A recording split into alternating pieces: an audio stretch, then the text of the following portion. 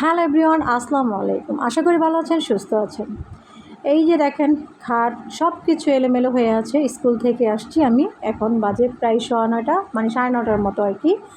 তো এখন এইগুলো সব কিছু এলোমেলো হয়ে আছে। ওয়ারড্রোবের উপরেও প্রায় অনেকটা ধুলো পড়ে গেছে, কারণ একটা দিন না মুছলেই অমনি ধুলে পড়ে যায়।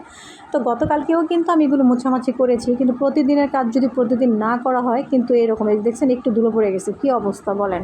আর কালো ফার্নিচারের এই একটা ব্যাপার হচ্ছে যে না মুছলেই ধুলা পড়লেই দেখা যায়, বোঝা যায় আর কি। তো এই যে ওভেনের উপরে হালকা ময়লা পড়ে গেছে। নিত্য নতুন এই প্রতিদিনের আমার এই রুটিনের কাজ এগুলো না করলেই নয়, আর এগুলো না করলেও কিন্তু আমার ভালো লাগে না। তো যাই হোক, এই যে দেখেন এই রুমটা সম্পূর্ণভাবে এগুলো এলোমেলো হয়ে আছে। আর দেখেন বাহিরের ওয়েদারটা কি পরিমাণ রোদ, বাবারে বাবা, কি বলবো, প্রচণ্ড পরিমাণ রোদ উঠেছে বাহিরে। তো আজকে আমি এইগুলো গুছিয়ে গেছি। এই যে দেখেন সব কিছু এলোমেলো হয়ে আছে। তো আমার ছেলে স্কুলে চলে গেছে, ওর বিছানাটা সুন্দরভাবে টানটুন দিয়ে মানে গুছিয়ে গেছেই গিয়েছে। ও আবার ওর বিছানাটা সব সময় গুছিয়ে রেখে যায়, যতই বলি না কেন যে আমি গুছাবো, কিন্তু কাজ হয় না।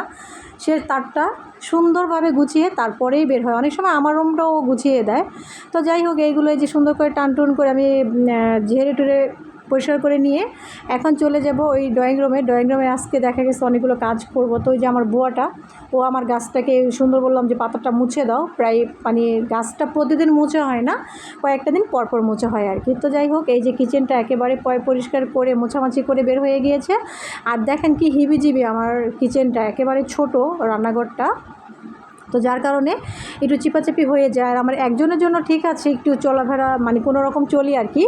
দুইজন আসলে একেবারে সমস্যা হয়ে যায়। বুয়া যখন মানে প্লেট বাটি ধোয়ার জন্য কিচেনে এসে দাঁড়িয়ে যায়, তখন কিন্তু আমার ভীষণ কষ্ট হয়ে যায়, আমি ঢুকতেই পারি না। তো যাই হোক, এই যে এখানেও সব কিছু এলোমেলো হয়ে আছে। তো ভাবলাম যে কলকাতা থেকে এসে এগুলো ধরবো, এখন আর ধরতে পারছি না। যতটুকু করা দরকার সেগুলো করে চলে যাব এখন আর কি। তো এইগুলো মুছে টুছে পরিষ্কার করে নিয়েছে। আর আমি আগামীকাল কলকাতায় যাব, যার কারণে এই মোছামাছির কাজগুলো আমার প্রতিদিন এমনিতেই হয়। আর যদি আমার কোথাও যাওয়ার হয় তার তো কোনো কথাই নাই, তার যাওয়ার হয়ে গেলে আরও বেশি। তো এই যে দেখেন ফাইনালি এই সোফা টোফা মুছে ফার্নিচার একদম পরিষ্কার করে পুরো ক্লিন হয়ে গেছে। এখন দাঁড়াই তো আমার ভীষণ ভীষণ ভালো লাগছে। এটা হচ্ছে আমার একটা রুল।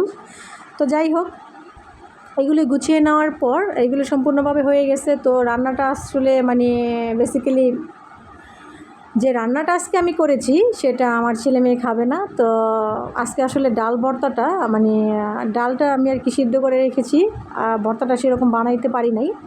তো মাছ ভাজা দিয়েই কিন্তু আমি দুপুরে খাবারটা খেয়ে নিয়েছি এগুলো করে। তো এই যে মাছ ভাজতেছিলাম, তো মাছগুলো আমি ভেজে নিচ্ছি। পাঙ্কাশ মাছ আজকে ভেবেছি ডাল মাখা ডাল রান্না করব, আর পাঙ্কাশ মাছ ভাজবো, এটি দিয়েই হয়ে যাবে। ছেলে বলতেছে না আমি এগুলো খাবো না, আমাকে অন্য কিছু দাও। তো ভাবলাম আবার রান্না করব। তো যাই হোক, এই যে আমি একটু আরামবাগ গিয়েছিলাম। তো আরামবাগ থেকে এসে মানে আসার সময় আর কি এই মোরগ পোলাও দুটো নিয়ে আসছিলাম ছেলে মেয়ের জন্য, যাতে ওরা খায়। আর আমি ভাত রান্না করেছি, ভাত আর মাছ ভাজা দিয়েই আজকে আমি এখন খেলাম। তো ডালটা সিদ্ধ করে রেখেছি, এটা রাতের বেলা ভর্তা বানাবো, তখন আমি দেখিয়ে দিব।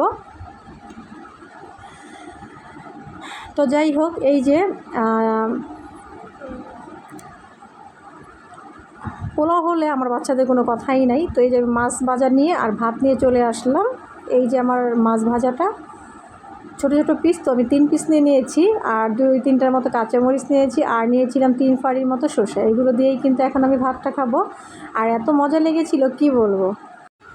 তো রাতে এই যে ডালের ভর্তাটা করে নিলাম, তারপরে এগুলো রাতে আমি খাবারটা খেয়ে নিব। এগুলো শুধু আমি একাই রাতে খাবো, ওর বাবা ওর বাসা থেকে খেয়ে আসছে। আর আমরা আগামীকালকে সকালবেলা আমরা ভোর 5টা বাজে বের হয়ে যাব। সবাই আমাদের জন্য দোয়া করবেন, কারণ কলকাতায় আবারও যাচ্ছি। গত 15 দিন আগে আমি একবার গিয়েছিলাম, তো 15 দিন পরে আমি আবারও একটা বিজনেসের কাজে যাচ্ছি। তো সবাই দোয়া করবেন যাতে সুস্থভাবে যেতে পারি, আবার সুস্থভাবে চলে আসতে পারি।